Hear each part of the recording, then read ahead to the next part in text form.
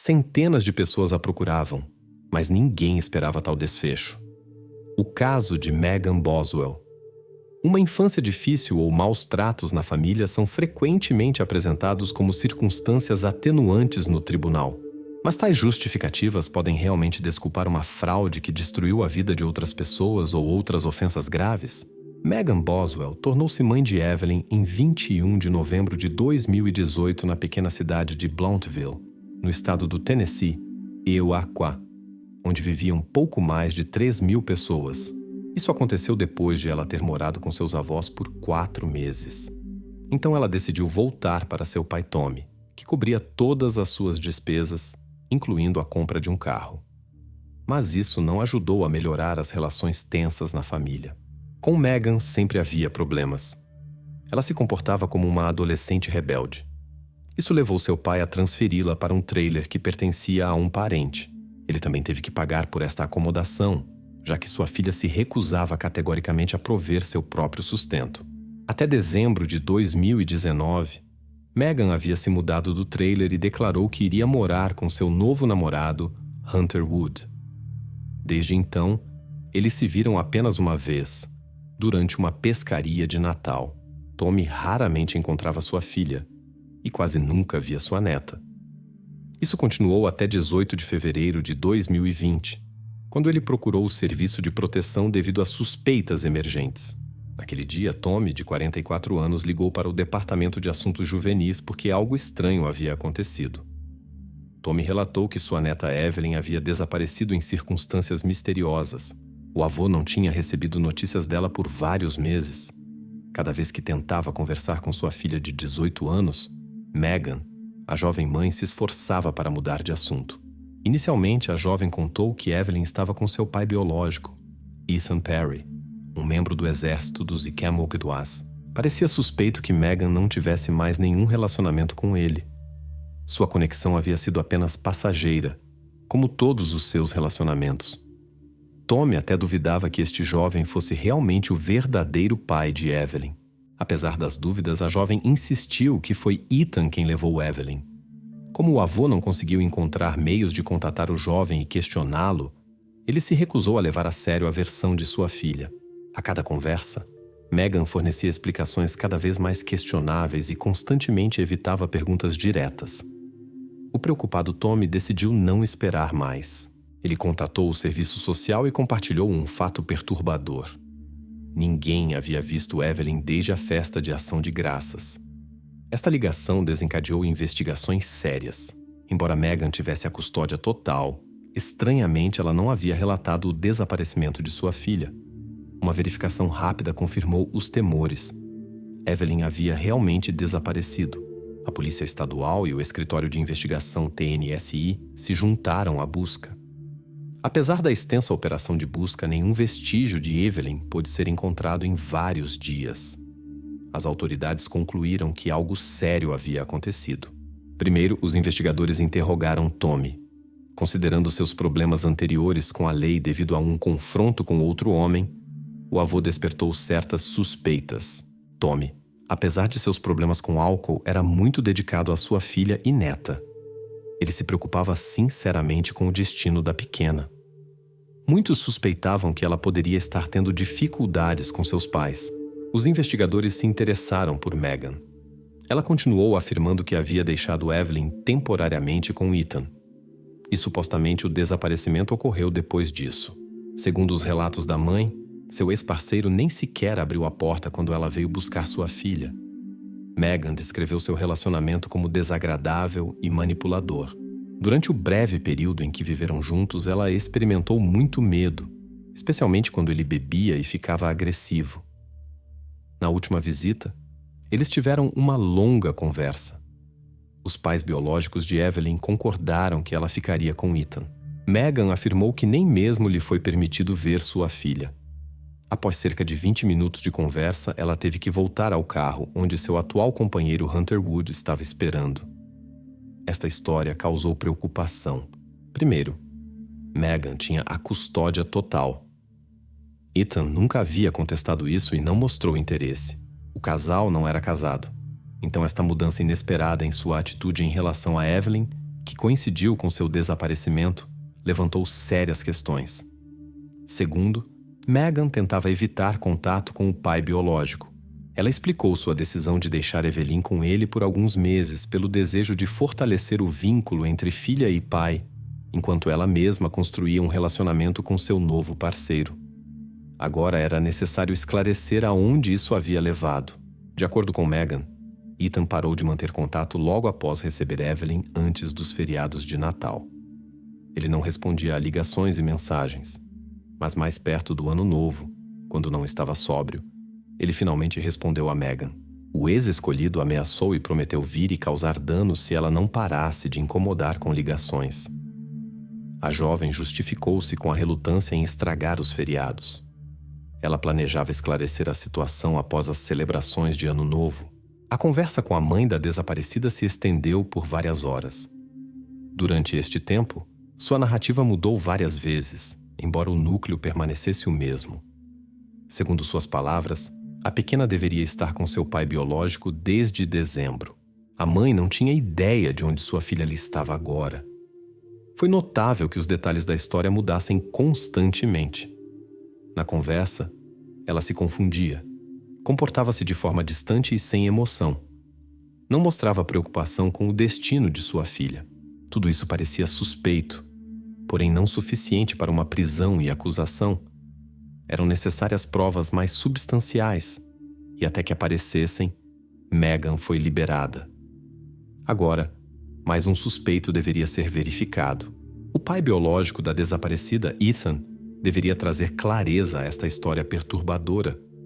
Após a conversa com Megan, os representantes da lei tiveram impressões contraditórias. Por um lado, ela parecia uma mãe que queria descobrir o que havia acontecido com sua filha. Por outro lado, havia algo não natural em seu discurso e comportamento que causava dúvidas. As autoridades policiais mantiveram vigilância e consideraram várias versões, mas não se apressaram em tirar conclusões definitivas. A jovem mãe, é claro, foi observada atentamente. Ela apareceu na televisão e pediu ajuda para encontrar sua filha. Embora Megan não tivesse demonstrado interesse especial na vida de Evelyn nos últimos 2 meses, ela se apresentou diante das câmeras como uma mãe preocupada. Em encontros com jornalistas, ela não conteve suas lágrimas e implorou por qualquer informação sobre o paradeiro de sua filha. Ela falou sobre seu amor e saudade. Megan até deixou uma mensagem na esperança de que Evelyn a visse na televisão e voltasse. No entanto, seu comportamento parecia artificial. Os investigadores suspeitaram que ela estava tentando desviar a suspeita de si mesma e encenando um espetáculo para a câmera. Dúvidas sobre sua sinceridade aumentaram após conversas com pessoas próximas a ela. Todos conheciam Megan como uma mãe irresponsável que raramente se preocupava com sua filha. Talvez isso pudesse ser explicado pela juventude de Megan, que simplesmente não estava pronta para as responsabilidades parentais. Ela não havia estabelecido um vínculo emocional com Evelyn, e sua vida privada se interessava muito mais do que cuidar de sua filha. Ela inventou uma nova explicação. Segundo suas palavras, ela suspeitava que Ethan poderia ter desaparecido com Evelyn. Por isso, não quis causar alvoroço e esperava resolver a situação pacificamente e trazer Evelyn de volta por seus próprios meios. Megan alegou que tinha medo de envolver as autoridades, o que poderia desencadear pânico e complicar a situação, mas tais justificativas soavam pouco convincentes. Enquanto Megan dava uma entrevista após a outra, o xerife do distrito que liderava a busca realizou uma coletiva de imprensa. Primeiro, ele enfatizou as informações contraditórias fornecidas pela mãe. Ninguém podia dizer exatamente quando Evelyn foi vista pela última vez. Tommy afirmou ter encontrado sua neta no dia de Ação de Graças. Megan, por outro lado, contou que havia entregado Evelyn ao pai biológico por volta de 26 de dezembro de 2019. Uma mulher que ocasionalmente cuidava de Evelyn relatou tê-la visto em 10 ou 11 de dezembro. Depois disso, Megan surpreendentemente recusou sua ajuda. A jovem mãe explicou isso com o desejo de passar os feriados em família sem pessoas de fora. No entanto, Megan nunca mais entrou em contato com a ajudante, mesmo após os feriados. Este fato tornou-se uma das muitas inconsistências que vieram à luz. Os investigadores tentaram falar com o pai biológico de Evelyn, Ethan. De acordo com os relatos de Megan, ela havia levado sua filha para ele no Texas.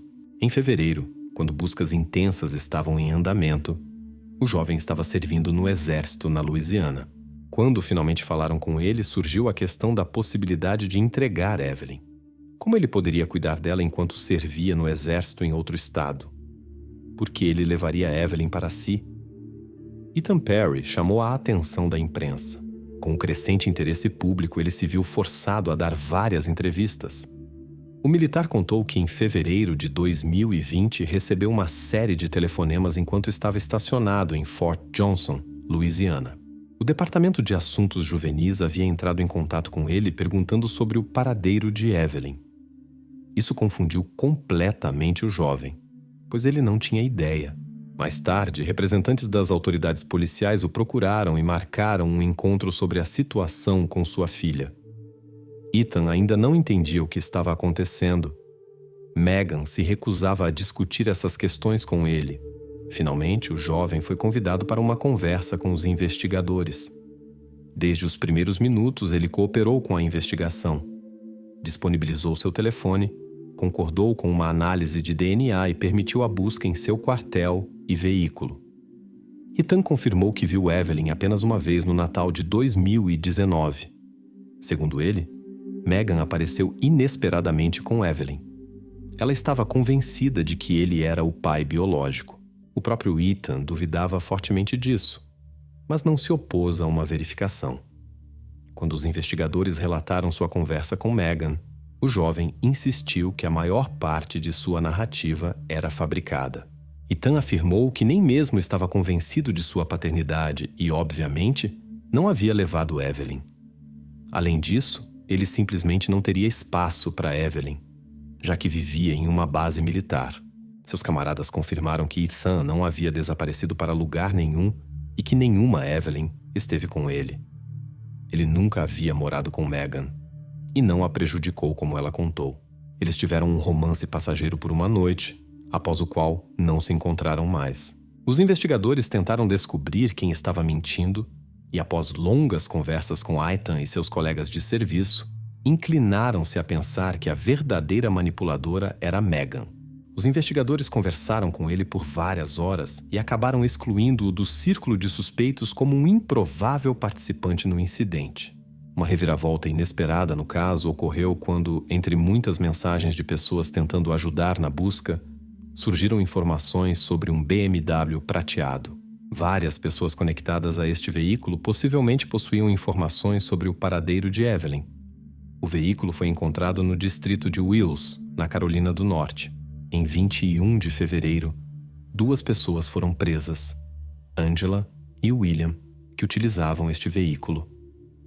Angela revelou-se ser a mãe de Megan e afirmou ter comprado o carro de um amigo de sua filha. No entanto, a mulher não conseguiu apresentar documentos confirmando a propriedade do veículo. Descobriu-se que o BMW prateado de 2007 havia sido reportado como roubado no Tennessee. Todas as pessoas relacionadas a este carro foram presas, mas estas prisões não tinham nada a ver com o desaparecimento de Evelyn. Os investigadores ficaram surpresos com as novas declarações da mãe biológica. Todos se lembravam de como ela insistiu durante o interrogatório que Ethan havia levado Evelyn e não a devolvido. Em uma nova entrevista, sua história mudou drasticamente. Presumivelmente, Megan percebeu que a versão com Ethan não estava funcionando e inventou outra. De repente, ela explicou aos jornalistas que um desconhecido havia levado Evelyn embora. Surpreendentemente, ela revogou estas palavras sensacionais após poucos minutos na mesma conversa. Após tais declarações estranhas, os investigadores decidiram falar novamente com Megan. O mais surpreendente foi que ela imediatamente começou a contar outra versão que não havia sido mencionada antes. Agora sua mãe, Angela, de 42 anos, apareceu na história. A jovem admitiu que havia buscado Evelyn de Ethan e depois se encontrou com sua mãe em um café. Durante o encontro, a mulher mais velha comportou-se agressivamente e declarou que levaria Evelyn embora, pois Megan era uma mãe ruim. Tudo isso aconteceu em 20 de dezembro. Megan contou que o relacionamento com sua mãe sempre foi tenso, descreveu Angela como rancorosa e manipuladora, e acreditava que ela havia levado Evelyn por vingança. Ela descreveu como sua mãe tratava Evelyn sem misericórdia. Supostamente, Angela não conseguiu segurar Evelyn no estacionamento do café, o que poderia ter causado uma séria lesão na cabeça. Megan se viu impotente diante da mulher. Angela foi embora levando sua filha. Megan decidiu não relatar isso às autoridades policiais, esperando que tudo se resolvesse por si só. Durante o desaparecimento, Angela morava em um parque de trailers na pequena cidade de Mendota, no estado da Virgínia. Apesar da desconfiança em relação às declarações de Megan, os agentes da lei ainda verificaram esta informação. Eles investigaram 3 parques de trailers, mas não encontraram pistas. Foi oferecido a Megan fazer um teste de detector de mentiras, mas ela recusou. Segundo ela, estava esperando um bebê e temia que o procedimento pudesse prejudicar o futuro pequeno ou distorcer os resultados. Ao mesmo tempo, Hunter Wood, o conhecido de Megan, queria aparecer em uma emissora de televisão local. Ele considerou isso importante para sua defesa. Para sua surpresa, não apenas os funcionários da polícia, mas também os moradores locais começaram a prestar-lhe atenção especial. A situação ficou tão tensa que, em vez dele, seu pai falou com os jornalistas. Alguns moradores da cidade suspeitavam que ele pudesse estar envolvido no desaparecimento. Megan o mencionava frequentemente em suas histórias, que certamente eram inventadas. Através de seu pai, Hunter Wood transmitiu que não tinha um relacionamento sério com a desonesta Megan. Desde o início das investigações, o jovem esteve sujeito a ataques na internet e até na vida real. Hunter Wood descreveu seu relacionamento com Megan como um breve conhecimento, um leve flerte e alguns encontros casuais. Eles se conheceram quando a garota veio se candidatar a um emprego em um restaurante local que pertencia ao jovem. Durante todo esse tempo, Hunter encontrou Evelyn apenas uma vez. Mais tarde, quando sua mãe vinha trabalhar, ela constantemente dizia que a pequena estava com Ethan, a quem considerava o verdadeiro pai. Ela mencionava frequentemente que seu ex-parceiro havia levado Evelyn, embora Hunter nunca tivesse conhecido Ethan pessoalmente. Hunter Wood já havia sofrido com as inverdades que Megan espalhava. Ele começou a receber mensagens desagradáveis na internet. Isso forçou o jovem a fechar suas páginas pessoais e a conta de seu restaurante. Muitas pessoas começaram a evitar seu estabelecimento. Seu negócio sofreu muito. Diante do comportamento estranho da fracassada funcionária, o próprio Hunter se interessou pelo destino de Evelyn, para provar sua inocência e restaurar sua reputação. Mas isso não lhe foi permitido. A situação tornou-se tão insuportável que, devido ao constante assédio online, o estado psicológico de Hunter começou a deteriorar-se. Ele se mudou para a casa de sua mãe para obter apoio neste momento difícil. Mas isso não foi suficiente. Logo depois, Hunter internou-se em uma clínica para avaliação, mas lá, seu estado apenas piorou. O pai estava muito preocupado com o impacto das mentiras de Megan sobre seu filho. Segundo ele, às vezes Hunter se sentia melhor, mas com mais frequência nem reconhecia seu pai durante as visitas. Estas circunstâncias tornaram impossível para Hunter Wood participar nos subsequentes processos judiciais no caso de Evelyn. É importante notar que os investigadores nunca acusaram oficialmente Hunter de envolvimento no desaparecimento. Aqueles que o atacaram agiram apenas com base nos relatos emocionais de Megan. Um novo choque foram os resultados da análise de parentesco. A perícia determinou que Ethan, contrariamente às suas convicções, não era o pai biológico da desaparecida Evelyn, e a identidade do verdadeiro pai permaneceu um mistério. Todos os relatos de Megan desde o início da busca provaram ser falsos. Ela forçou as autoridades policiais a desperdiçar enormes recursos e tempo em investigações em uma pista falsa que não poderia levar ao sucesso desde o início. Em meio a crescentes suspeitas, Megan Boswell foi detida em 25 de fevereiro de 2020. O destino de sua filha continuava sendo um mistério. Neste ponto, os investigadores ainda não podiam apresentar a Megan acusações concretas relacionadas ao desaparecimento de Evelyn. A situação era confusa, por isso ela foi acusada apenas de fornecer informações falsas. Megan foi mantida sob custódia com a possibilidade de libertação sob fiança de $25 mil. Tommy se recusou a depositar esse dinheiro para sua filha. Depois de acabar atrás das grades, Megan também alegou estar em circunstâncias interessantes. Investigações posteriores mostraram que isso também era uma invenção. Agora Meghan tornou-se a principal suspeita no desaparecimento de sua própria filha. Felizmente, ela não podia mais fugir para lugar nenhum. Os investigadores intensificaram a busca e continuaram os interrogatórios dos suspeitos. Sua persistência trouxe resultados. Finalmente, Meghan confessou que Evelyn havia sofrido um acidente. Segundo ela e seu namorado dormiam com Evelyn em uma cama. Quando acordaram pela manhã, descobriram que Evelyn não respondia. Com medo de acusações, Meghan decidiu esconder o ocorrido. Ela colocou Evelyn em um container de lixo, mas recusou-se a informar aos oficiais o local exato. Agora estava claro que Evelyn não estava mais viva. No entanto, para esclarecer todas as circunstâncias do incidente, era necessário encontrar o local onde Meghan havia escondido sua filha. Em 27 de fevereiro foi obtido um mandado de busca para o trailer onde Meghan e Evelyn viviam. Especialistas examinaram minuciosamente o terreno e a residência. Composições químicas especiais e dispositivos que detectam cavidades no solo foram utilizados para a busca. Havia uma suspeita sobre um possível incidente em um lago próximo. As buscas nestas áreas não trouxeram resultados, apesar do uso de animais especialmente treinados e mergulhadores profissionais. A equipe de investigação também verificou uma propriedade pertencente ao pai de Meghan, Tommy, localizada a 5 quilômetros da residência de sua filha. Inicialmente, nada pôde ser encontrado aqui também. No entanto, em 6 de março de 2020, os investigadores fizeram uma descoberta terrível em uma casa de brinquedo infantil na propriedade de Tommy. Dentro havia inadequadamente um container de lixo.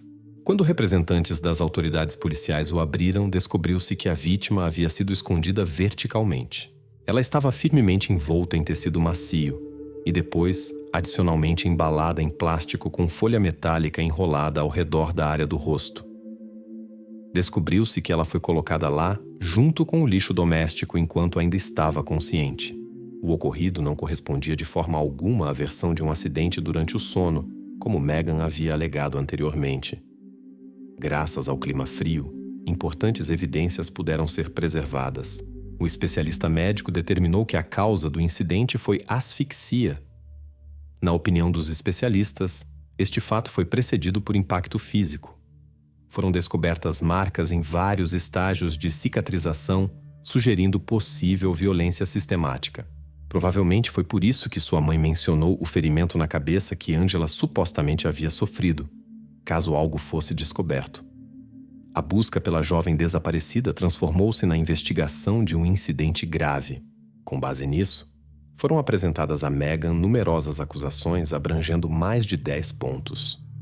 Mas a jovem mãe não confessou sua culpa em nenhum dos casos. Quando os julgamentos começaram, o promotor caracterizou Meghan como uma pessoa manipuladora com tendência a enganar.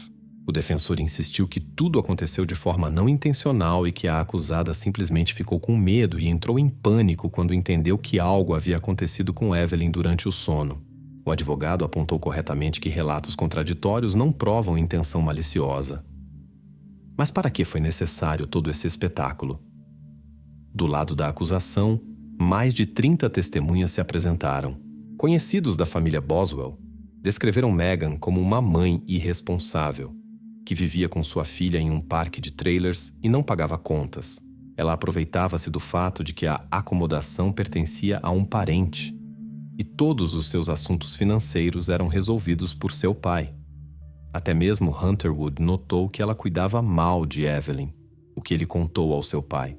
No único encontro com eles, ele percebeu que Evelyn tinha um cheiro desagradável. Estava mal cuidada e vestida de forma desleixada. Era óbvio que ela não era lavada há muito tempo. Várias testemunhas confirmaram a indiferença da mãe. Meghan continuou exibindo comportamento estranho mesmo após o desaparecimento de sua filha. Ela nunca participou das buscas e nem mesmo tentou mostrar preocupação quando perguntada sobre Evelyn. Uma das provas mais graves da acusação foram as impressões digitais da mãe biológica na folha e no filme em que Evelyn estava envolta. As impressões digitais de Meghan também foram encontradas no container de lixo e na casa de brinquedo onde Evelyn foi descoberta. Apesar destes fatos, O defensor insistiu que a promotoria não tinha provas diretas. O advogado falou sobre as provas circunstanciais e pediu aos jurados que mantivessem dúvidas razoáveis. Segundo ele, as impressões da acusada poderiam ter sido deixadas nestes objetos durante suas visitas anteriores ao pai, embora a própria Megan tenha admitido que descartou sua filha. As mentiras que a acusada espalhou e que impediram a busca por Evelyn, suas impressões digitais e a falta de relatórios de pessoas desaparecidas, tudo apontava para a culpa da mãe. O motivo presumido era que ela considerava Evelyn um obstáculo para seu novo relacionamento com o promissor amigo Hunter Wood. O advogado tentou diminuir a responsabilidade, descrevendo o que aconteceu com Evelyn como um acidente e explicando as ações de Megan pelo medo e inexperiência da jovem mãe. No entanto, os investigadores que testemunharam sobre as causas do incidente foram mais convincentes. Após 2 dias de deliberação, os jurados consideraram Megan culpada em todos os pontos, incluindo uma acusação grave com 3 circunstâncias agravantes. Restava apenas a fase final do julgamento para determinar a pena. A mãe de Megan, Angela, esteve presente nas audiências. A mulher apareceu pela última vez diante dos jurados, esperando por clemência. Ela entendia a inevitabilidade de uma longa pena de prisão, mas queria que Megan mantivesse o direito à liberdade condicional antecipada. Os problemas dos pais começaram quando Megan tinha aproximadamente 7 anos. Por isso ela viveu com seus avós por muito tempo. Até o ano de 2019, sua mãe estava atrás das grades e a menina foi para uma família adotiva. Ainda nas séries superiores, quando a mãe biológica não conseguiu matricular Megan na escola após se mudar para a cidade, ela simplesmente não tinha tempo para isso. A mulher acreditava que foi exatamente isso que influenciou o caráter de Megan. Ela simplesmente não sabia o que era uma mãe carinhosa. Então, a mãe adotiva, que havia criado Megan por algum tempo, deu seu depoimento. A mulher confirmou que ela chegou à sua família em condição lamentável.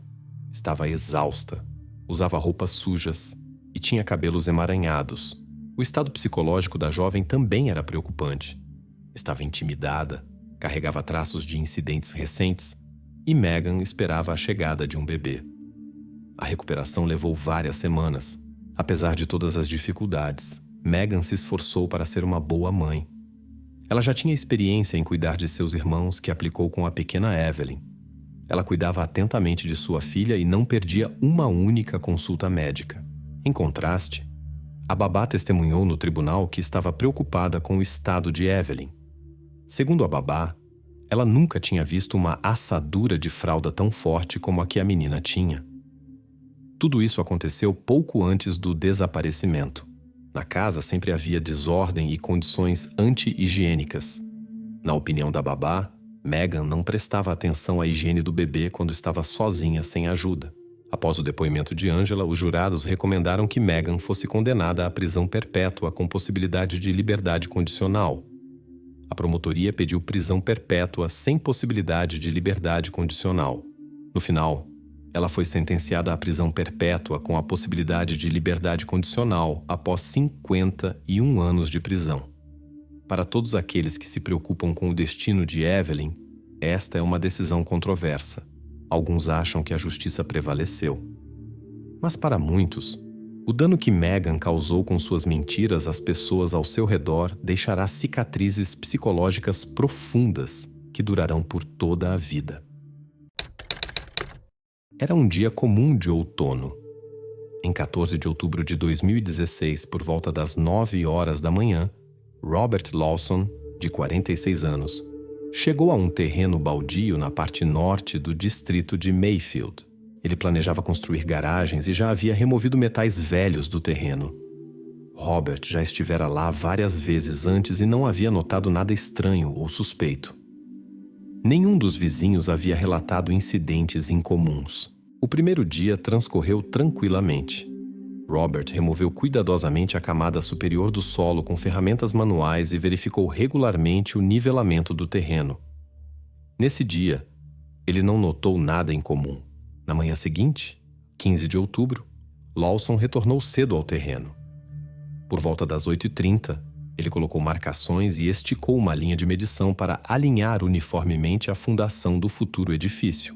Em locais de difícil acesso, ele trabalhou com uma pá. Tudo estava transcorrendo normalmente até que Robert, às 9h10, ouviu repentinamente um som baixo. Inicialmente, ele não conseguiu entender de onde vinha ou o que era. Um momento depois, o som se repetiu. Agora eram claramente gritos abafados. Eles vinham do solo. No início, Lawson pensou em um animal que havia caído em uma armadilha ou em um cano que ele acidentalmente teria danificado durante o trabalho. Mas logo sua preocupação aumentou e ele decidiu verificar o local suspeito. Às 9h15, Robert começou a cavar cuidadosamente exatamente de onde vinha o som. Os primeiros centímetros do solo pareciam normais, mas um pouco mais fundo, Robert descobriu uma densa camada de areia e cascalho, uma mistura que ele não havia visto em terrenos vizinhos antes.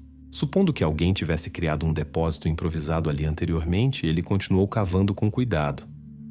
Após 10 minutos, a pá de Lawson atingiu uma divisória de compensado que obviamente havia sido instalada intencionalmente por alguém.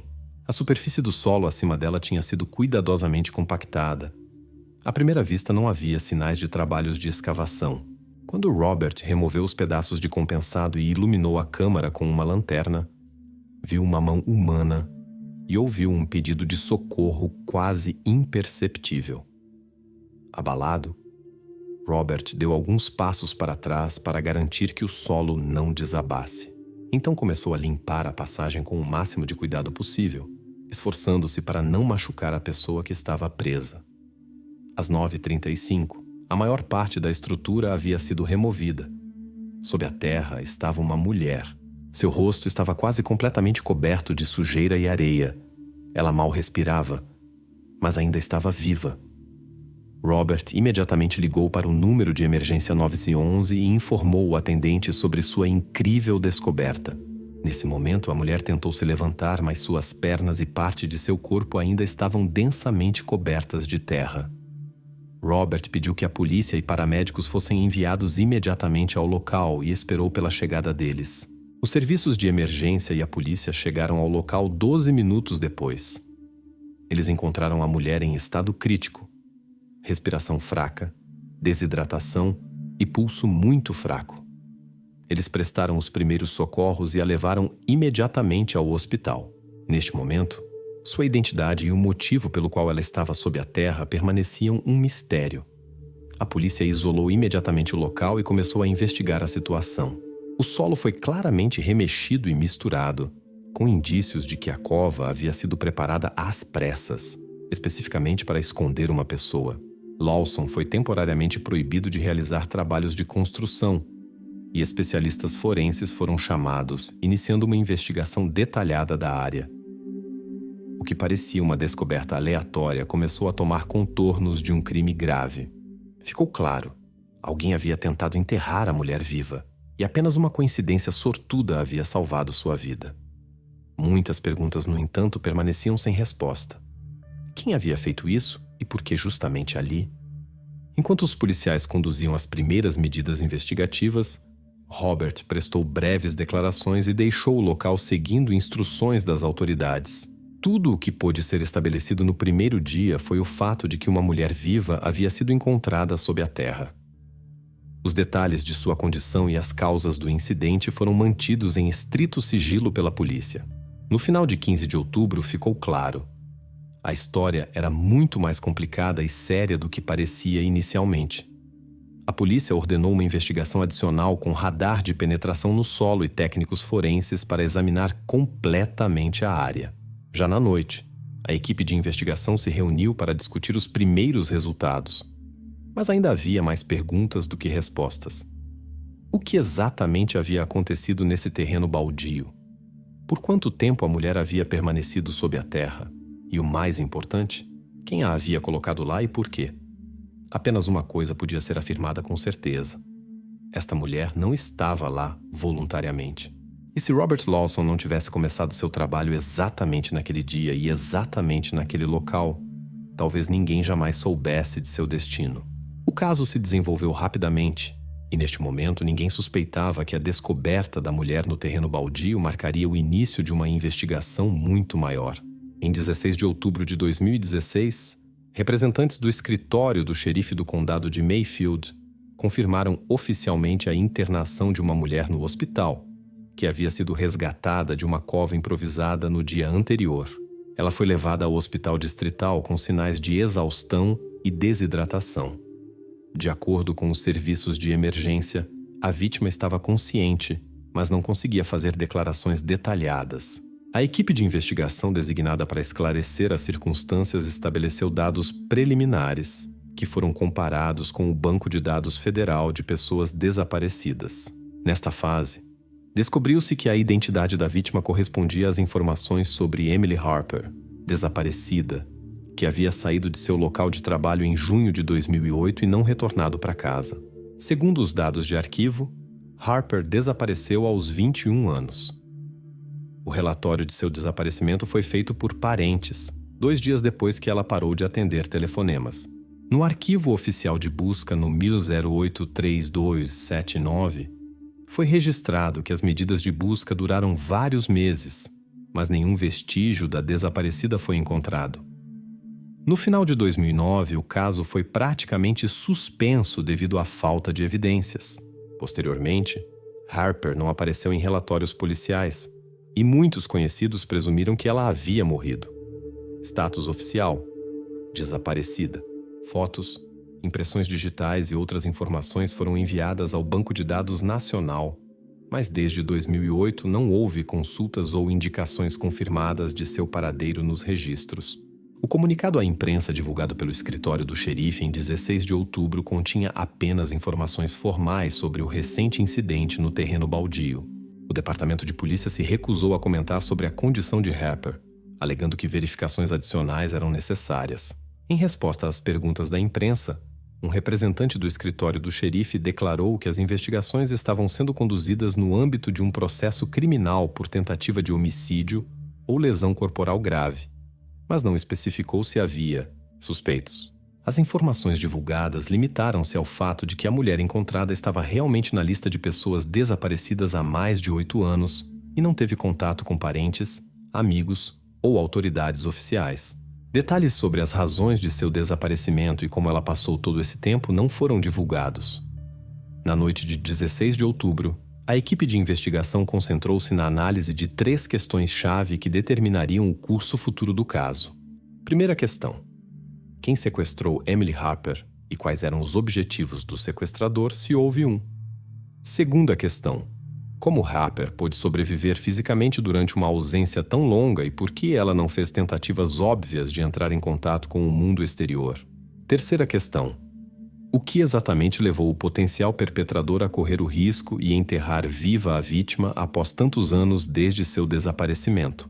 Todos os dados coletados durante a investigação inicial indicavam um caráter claramente violento do incidente, mas os investigadores criminais não tinham respostas para as questões-chave. O departamento forense estava no local desde a manhã de 16 de outubro. Em seus relatórios, mencionavam amostras de solo coletadas, fragmentos de placas de compensado e vestígios que indicavam escavação recente em um raio de cerca de 4 metros quadrados. Foi determinado que a sepultura tinha uma camada de preenchimento compactado de diferentes tipos de solo, o que excluía a versão de um colapso acidental ou um acidente doméstico.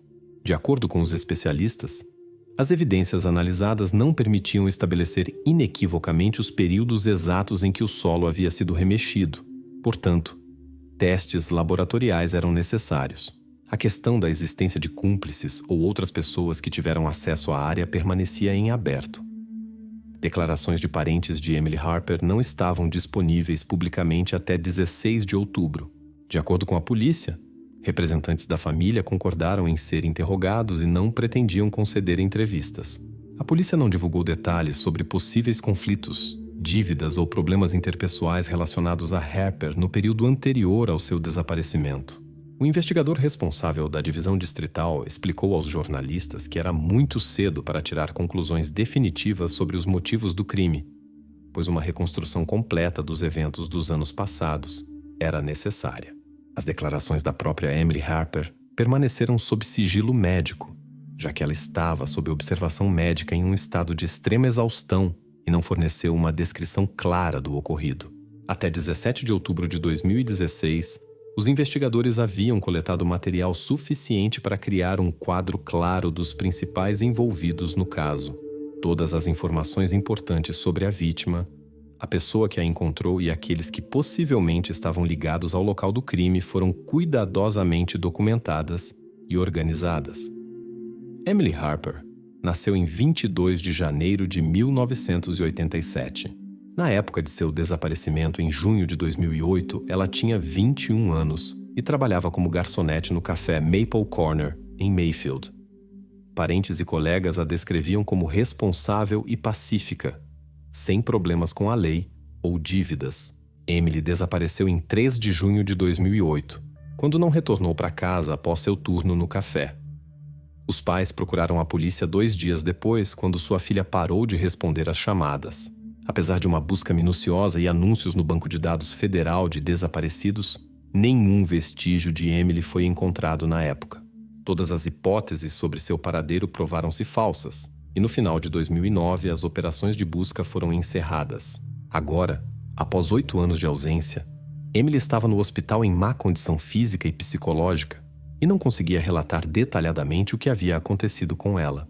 Robert Lawson tinha 46 anos, possuía uma oficina mecânica Lawson Auto Repair e várias propriedades no distrito de Mayfield. No início de outubro de 2016, ele adquiriu o terreno baldio para expandir seu negócio. Foi exatamente ali que ele descobriu em 15 de outubro, durante os trabalhos de construção, a estrutura subterrânea onde Emily Harper se encontrava. Lawson imediatamente ligou para o número de emergência 911 e ajudou a polícia na inspeção do terreno. De acordo com os relatórios policiais, ele nunca havia conhecido Harper antes e era considerado exclusivamente como testemunha. Os investigadores não viam motivo para suspeitar de seu envolvimento no crime. A terceira pessoa que chamou a atenção dos investigadores foi Jacob Wheeler, de 54 anos, ex-funcionário da agência postal local, que morava a cerca de 200 metros do local onde Emily foi encontrada.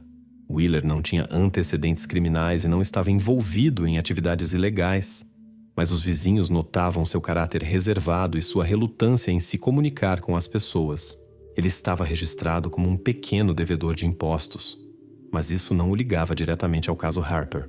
Os investigadores o consideravam inicialmente como uma possível testemunha, mas decidiram realizar verificações adicionais devido à proximidade de sua casa do local do crime. O interesse dos investigadores também foi despertado pelo fato de que, na primavera de 2009, a polícia já havia estado nesse terreno após uma ligação anônima sobre uma sepultura suspeita. As autoridades não encontraram nada suspeito na época e consideraram o relato falso. Nenhuma escavação ou verificação com equipamento especializado foi realizada, e nos arquivos não havia indicações de conexão com o desaparecimento de Harper. Agora, a investigação concentrava-se em esclarecer possíveis conexões entre o terreno onde Emily foi encontrada, as propriedades adjacentes e os eventos de 8 anos atrás. Novas questões surgiram quando se descobriu que o local onde Harper foi encontrada ficava literalmente ao lado de residências. Lawson estava fora de suspeita, mas os investigadores não descartavam que Wheeler pudesse ter informações valiosas ou conhecer indiretamente os eventos. A polícia absteve-se, por enquanto, de teorias públicas sobre quem poderia ter mantido Emily Harper em cativeiro por 8 anos e por que o perpetrador decidiu se livrar dela de maneira tão cruel justamente agora. Todos os detalhes foram cuidadosamente protegidos e a equipe de investigação planejava começar a interrogar os residentes locais e realizar uma investigação mais aprofundada da história do terreno.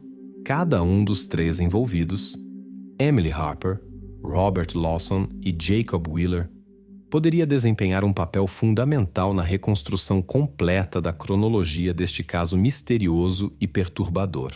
Em 18 de outubro de 2016, a equipe de investigação reuniu-se para uma discussão interna a fim de debater vários cenários possíveis do incidente. No relatório preparado foram consideradas 3 versões principais, cada uma exigindo medidas separadas para verificar os fatos. A principal dificuldade era que Emily Harper, ainda hospitalizada, não conseguia fazer declarações claras e detalhadas. Paralelamente, a polícia não havia encontrado evidências diretas que apontassem para um suspeito específico. A primeira versão dos investigadores supunha que Harper poderia ter sido vítima de um conflito antigo ou antipatia pessoal que nem mesmo seus parentes conheciam. Para verificar essa hipótese, materiais de arquivo foram revisados novamente e o círculo de seus antigos conhecidos e colegas foi reinterrogado. 2 pessoas chamaram a atenção: o ex-namorado de Emily e uma de suas colegas do café Maple Corner, que havia mencionado uma situação desagradável ocorrida pouco antes do desaparecimento de Harper. Testemunhos daqueles anos, no entanto, não indicavam perigo direto à vida, e em 2008 ninguém foi oficialmente acusado. Agora os investigadores enfrentavam a tarefa de descobrir se havia motivos ocultos ou conflitos que poderiam levar a um sequestro e cativeiro de longo prazo. A segunda versão supunha que Harper teria sido vítima de um perpetrador que possivelmente agiu sistematicamente. Para isso, investigadores criminais e analistas examinaram casos de desaparecimentos na região nos últimos 10 anos, especialmente casos que nunca foram resolvidos. Nada semelhante ao caso de Emily pôde ser encontrado. A maioria dos casos de desaparecimento estava relacionada a adolescentes fugitivos ou conflitos familiares. Embora a hipótese de um sequestrador em série não fosse confirmada por nada concreto, os investigadores não descartaram a possibilidade de que o perpetrador agisse sozinho e utilizasse um método extremamente incomum de captura e subsequente: eliminação da vítima. Esquemas semelhantes foram verificados também em distritos vizinhos, mas correspondências não foram encontradas até agora. A terceira hipótese discutida supunha que Harper poderia ter partido voluntariamente e vivido escondida de todos, e após muitos anos teria encontrado circunstâncias ou uma pessoa que a forçou a fugir ou que tentou se livrar dela dessa maneira. Mas laudos médicos, que documentavam graves consequências físicas e claros sinais de cativeiro forçado, tornavam essa versão improvável. Além disso, bancos de dados não mostravam nenhum caso em que ela pudesse ter aparecido sob outro nome ou em outro local. O principal mistério continuava sendo exatamente onde Emily havia passado os 8 anos. Médicos relataram que até agora ela só conseguia descrever fragmentariamente seu cativeiro, mencionando apenas uma sala fechada e a longa ausência de luz do dia. Os investigadores constataram que esses detalhes ainda não forneciam um quadro completo. Uma dificuldade adicional era a ausência de sinais de luta no local onde Harper foi encontrada. Peritos forenses encontraram apenas fragmentos de estruturas de madeira e solo compactado, o que não fornecia dados precisos sobre o número ou identidade das pessoas envolvidas no crime. Sangue não foi encontrado no local. Os investigadores trouxeram mais 5 especialistas para uma inspeção mais minuciosa da área, incluindo edifícios vizinhos. Um problema também era a frequente mudança de proprietários do terreno baldio de 2010 a 2016. Por isso ainda não estava claro quem exatamente poderia ter tido acesso a ele. Também surgiram novas questões sobre o caso de 2009, quando a polícia já havia verificado esta área após uma denúncia anônima sobre uma possível sepultura. No antigo relatório, reexaminado, descobriu-se que a verificação tinha sido realizada superficialmente, sem o uso de técnicas especiais e até mesmo sem sondagem elementar. Isso sugeria que um objeto oculto onde Harper estava detida já poderia existir na época, o que foi estabelecido posteriormente. Outra direção da investigação era a versão de que o perpetrador poderia viver nas proximidades e poderia ter decidido se livrar da vítima justamente agora, possivelmente por medo de novas verificações. Para isso, os investigadores decidiram interrogar os moradores das casas num raio de 300 metros para descobrir se haviam notado atividades incomuns ou trabalhos noturnos perto do terreno. Assim, a investigação não privilegiava por enquanto nenhuma versão. Cada uma tinha suas falhas e contradizia os fatos conhecidos. Relatórios internos indicavam um alto grau de incerteza e a necessidade de mais interrogatórios, um exame mais minucioso das áreas circundantes e a revisão de arquivos regionais. Representantes do Ministério Público solicitaram uma aceleração na coleta de provas, já que o fato de uma tentativa de homicídio já estava documentado por evidências materiais. No final do dia, em uma reunião operativa, a tarefa foi estabelecida: encontrar evidências diretas vinculando o sequestro de Harper a uma pessoa concreta. Na lista de medidas foi incluída uma inspeção mais detalhada de instalações econômicas e porões na área. Neste momento, Nenhum dos moradores locais, incluindo Jacob Wheeler, estava sob suspeita direta. No entanto, os investigadores continuavam a examinar cuidadosamente a área adjacente à sua propriedade, cientes de que qualquer nova informação sobre quem manteve Emily Harper em cativeiro durante todos esses anos poderia mudar fundamentalmente o curso da investigação. Em 19 de outubro de 2016, os investigadores receberam os resultados dos primeiros exames forenses realizados no terreno baldio. Os relatórios indicavam que amostras de solo e fragmentos de compensado apresentavam vestígios de intervenções ocorridas 2 a 3 dias antes da descoberta de Emily Harper. Nos fragmentos de madeira foram encontradas fracas impressões digitais que não pertenciam a Robert Lawson. No mesmo dia, a polícia intensificou as verificações da área ao redor do terreno baldio, incluindo a propriedade de Jacob Wheeler, que morava a cerca de 200 metros do local do crime. O principal objetivo da visita era confirmar ou descartar sua possível conexão com o incidente. Por volta das 10 horas da manhã, representantes do xerife chegaram à casa de Wheeler e pediram permissão para inspecionar sua casa e propriedade.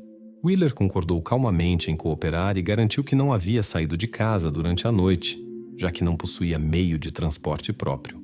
Ele afirmou que o terreno baldio nunca lhe interessou e apresentou documentos confirmando que não havia feito reformas em sua casa. A primeira inspeção não revelou nada suspeito no interior da casa, na garagem ou no sótão. No entanto, durante o exame externo da propriedade, os policiais notaram uma rachadura incomum na fundação de um anexo econômico atrás da casa. Chamaram a atenção sinais de uma entrada camuflada. Wheeler explicou que não usava este edifício há muito tempo e não dava importância aos defeitos. Um dos especialistas utilizou um scanner infravermelho e descobriu uma cavidade oculta sob o piso. Os investigadores perguntaram a Wheeler quando ele havia verificado a fundação pela última vez, ao que ele respondeu evasivamente e não indicou prazos concretos. Com motivos suficientes para uma verificação mais detalhada, os investigadores chamaram a brigada forense. À 1h da tarde, eles chegaram com um mandado de busca e começaram a abrir o piso do edifício. Após remover várias tábuas e partes da cobertura de concreto, descobriram uma sala subterrânea oculta com uma altura de aproximadamente 1,5 metros. Nela, as forças operacionais encontraram elementos que não correspondiam a um depósito comum: correntes metálicas, fixações nas paredes, restos de material isolante e um tubo de ventilação que levava para o exterior. Esta sala estava claramente destinada ao cativeiro de longo prazo de uma pessoa. Durante a inspeção preliminar, que durou cerca de meia hora, os peritos forenses constataram que em algumas superfícies não havia poeira. Havia recipientes vazios de água e um colchão coberto com polietileno. Wheeler não conseguiu dar explicações claras sobre a origem desses itens e insistiu que a sala havia sido deixada por proprietários anteriores. No entanto, uma verificação no banco de dados confirmou que Wheeler era o único proprietário da casa há mais de 15 anos. Os especialistas coletaram amostras de fibras do colchão, bem como material biológico das paredes e fixações para posterior análise de DNA. A questão permanecia apenas se esta sala estava diretamente ligada a Emily Harper. O fato de existirem dispositivos especializados já indicava um possível cativeiro forçado. A polícia colocou oficialmente a casa de Wheeler sob controle e restringiu temporariamente seu acesso ao interior. Ele mesmo manteve uma calma externa e continuou a afirmar que nunca havia usado esta sala e não sabia nada sobre seu propósito. No entanto, a descoberta da sala oculta tornou-se um ponto de viragem decisivo na investigação. Pela primeira vez, havia uma pessoa concreta em cuja propriedade foram encontrados claros sinais de cativeiro de uma vítima. No final da tarde, o Ministério Público do Distrito confirmou que os materiais coletados pelos investigadores formavam a base para a transição para uma nova fase da investigação. Agora, os especialistas precisavam determinar se Emily Harper realmente havia passado uma parte significativa de sua ausência nesta sala.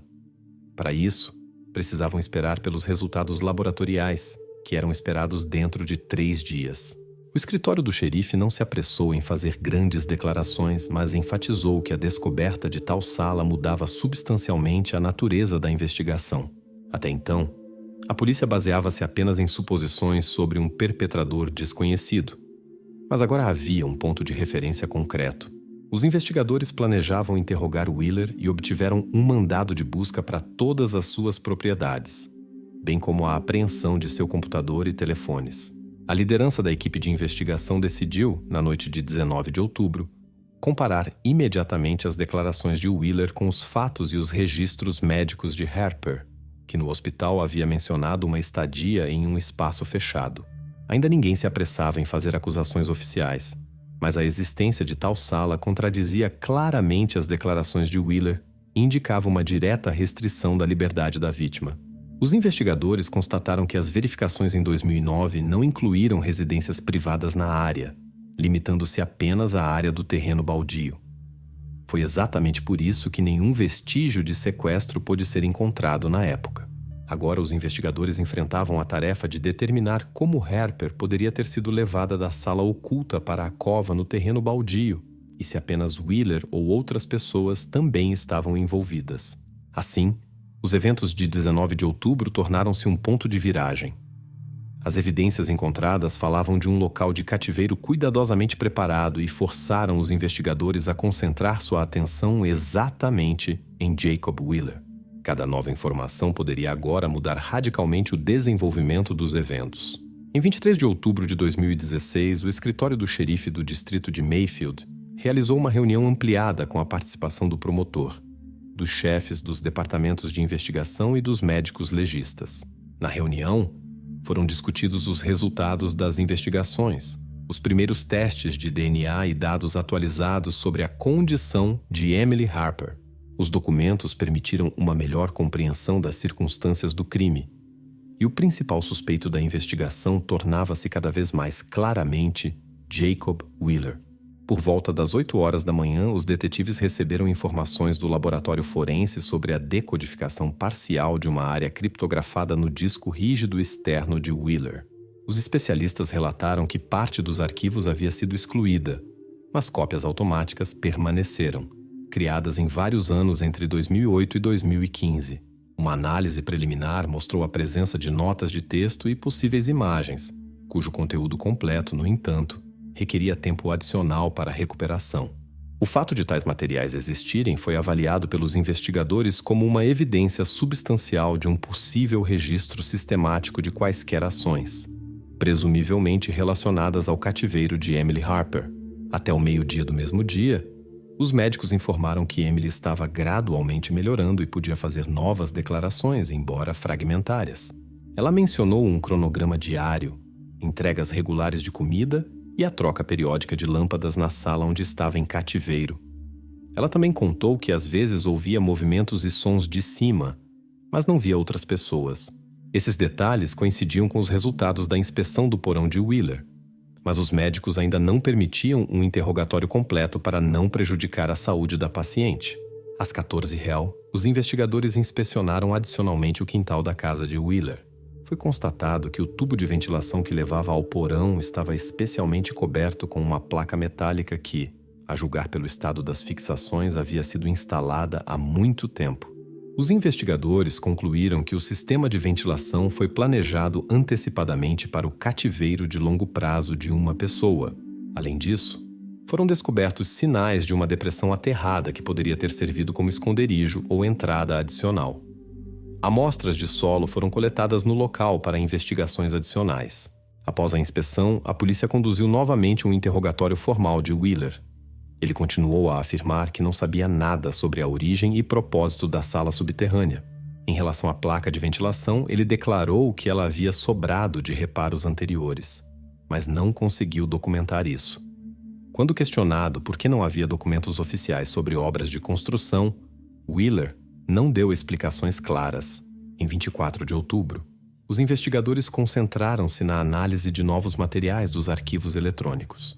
Nas notas de texto foi mencionada a rotina diária de uma determinada pessoa, descrições das condições de vida e precauções como isolamento acústico durante a noite. Várias entradas coincidiam claramente com o período do desaparecimento de Emily Harper nos anos 2008 e 2009. Esses dados ainda não tinham sido verificados definitivamente, mas os investigadores suspeitavam que os registros refletiam um sistema planejado de cativeiro de uma pessoa, possivelmente Harper. No final da tarde, chegaram os resultados preliminares da segunda fase da perícia de DNA. As amostras de sangue e cabelo encontradas nas fixações metálicas no porão pertenciam, com alta probabilidade, a Emily Harper. Isso tornou-se uma importante confirmação de que ela esteve no porão de Wheeler em condições que claramente implicavam uma restrição forçada de liberdade. Os investigadores constataram que era impossível que tais vestígios chegassem acidentalmente a esta sala. Em 25 de outubro, os detetives reuniram-se para uma discussão fechada para resumir definitivamente as evidências coletadas. Foi decidido que o porão, o sistema de ventilação, os dados de DNA e os registros encontrados no disco rígido apontavam para Jacob Wheeler como organizador e executor do crime. Instruções internas previam preparativos para apresentar legalmente acusações, incluindo sequestro, privação ilegal de liberdade e tentativa de homicídio. Restava determinar o motivo. Considerando a natureza dos registros e as condições de cativeiro da vítima, os analistas formularam a tese de que Wheeler possivelmente era obcecado ou aspirava a controlar completamente Emily Harper. Neste momento, não havia evidências diretas de um conhecimento entre Wheeler e Harper antes de seu desaparecimento. Mas toda a lógica das ações indicava motivos pessoais. No final do dia, o Ministério Público Distrital confirmou sua disposição para iniciar um processo criminal, mas decidiu aguardar a análise final de todos os arquivos para excluir possíveis encenações ou falsas acusações contra o acusado.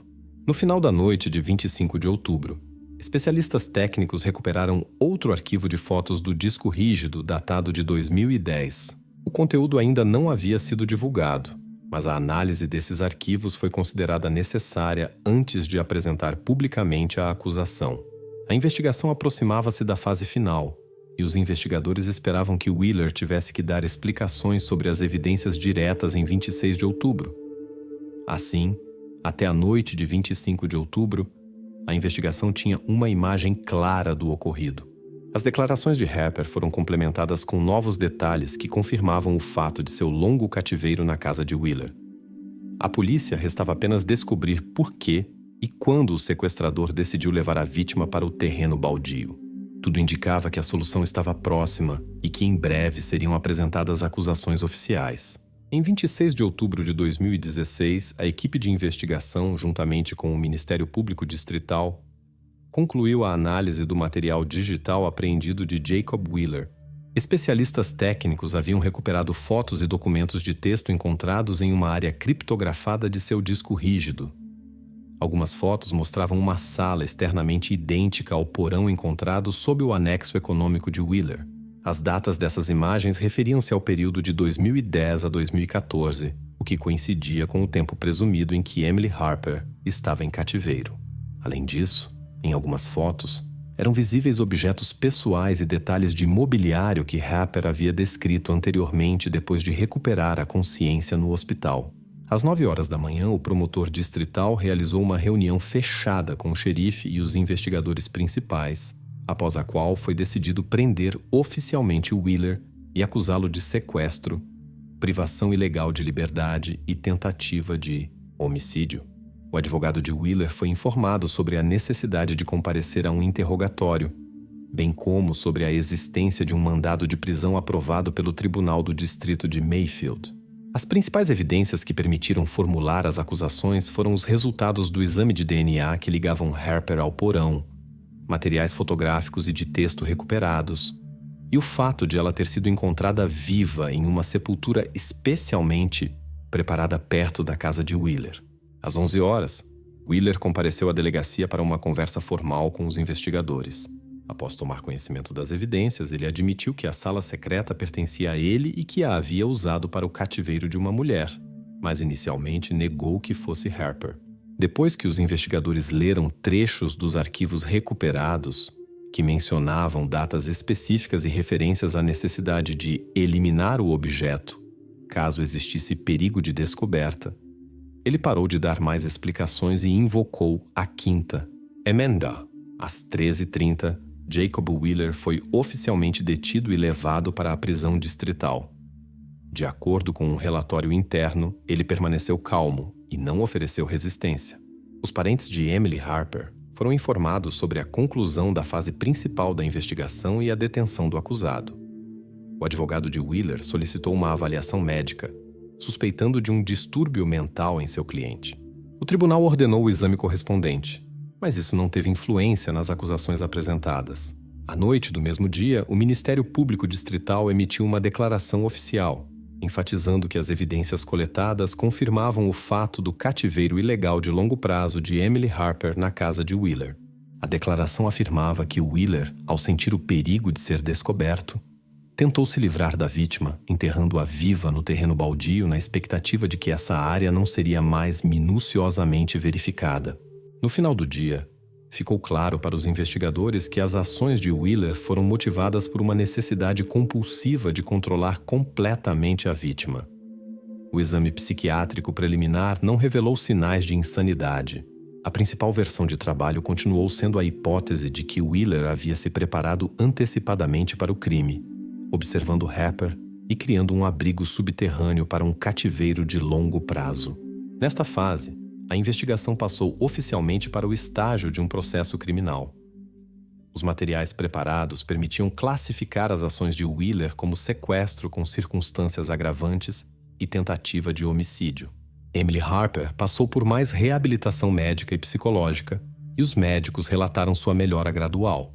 Documentos internos da equipe de investigação descreviam detalhadamente todo o curso dos eventos, desde o desaparecimento de Harper em 2008 até sua descoberta em outubro de 2016.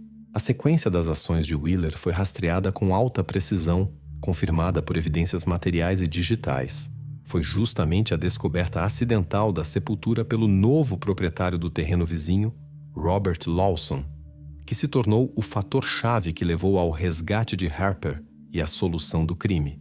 Até o final de 26 de outubro, a investigação havia concluído as principais medidas de busca e investigação e começou a preparação final do processo judicial.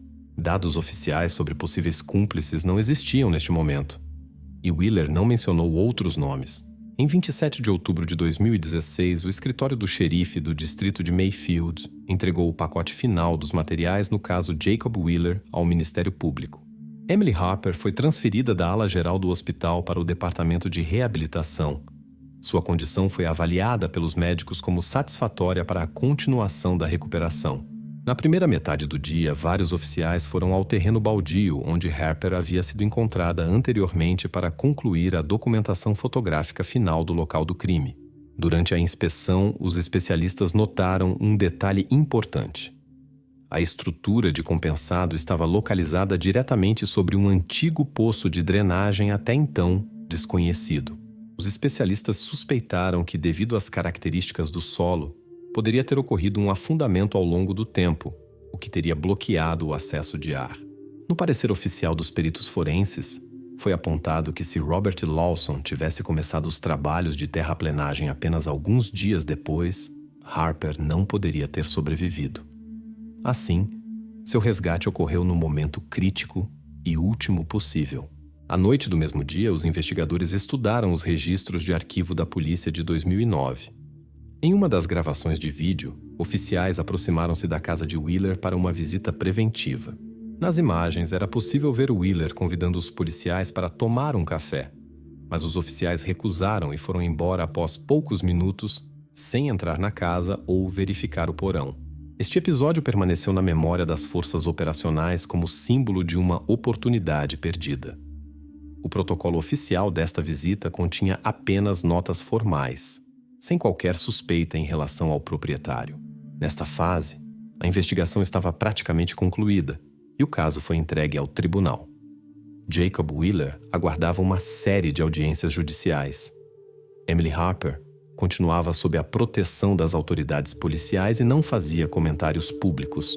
Enquanto isso, os moradores de Mayfield discutiam ativamente por que ninguém havia notado anteriormente os suspeitos trabalhos subterrâneos e quão minuciosas tinham sido as verificações anteriores da propriedade. A sentença final seria proferida por um júri. Nos documentos oficiais do escritório do xerife, este caso foi descrito como sem precedentes em termos de duração do cativeiro forçado de uma pessoa na região. Especialistas enfatizaram que o quadro completo poderia ter sido descoberto muito antes se os investigadores tivessem prestado mais atenção às estranhezas no comportamento de Wheeler ou utilizado técnicas especializadas durante as verificações. As últimas linhas do relatório policial continham uma breve conclusão. O perpetrador acreditava que poderia controlar completamente a vida de outra pessoa enquanto permanecia invisível para o ambiente. Apenas obras de construção acidentais e dúvidas descartadas no passado levaram ao resgate da vítima e à descoberta do crime. Assim terminou uma das investigações mais complexas e sensacionais no distrito de Mayfield, mas inevitavelmente deixou a reflexão sobre quantas histórias semelhantes estão escondidas atrás de portas comuns e paredes de compensado que ninguém quer verificar apressadamente.